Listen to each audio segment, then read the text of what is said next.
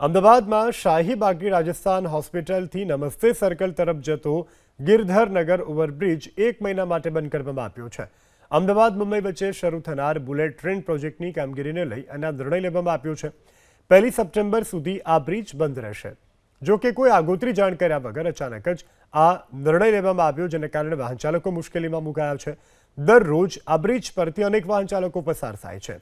હવે આ વાહન ચાલકો માટે વૈકલ્પિક માર્ગ તરીકે ગિરધરનગર બ્રિજની બાજુના રસ્તેથી શાહીબાગ અંડરપાસથી નમસ્તે સર્કલ સુધી જઈ શકાશે।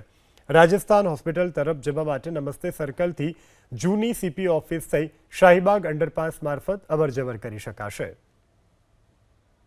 અમદાવાદ મુંબઈ વચ્ચે શરૂ થનારી બુલેટ ટ્રેન પ્રોજેક્ટની કામગીરી ચાલી રહી છે। એવામાં શાહીબાગ જે ઓવરબ્રિજ છે તે બંધ કરવામાં આવ્યો છે। 1 મહિના સુધી આ જે ઓવરબ્રિજ છે તે બંધ કરવામાં આવ્યો છે। આગોતરી જાણ વિના જ આ ઓવરબ્રિજ 1 મહિના સુધી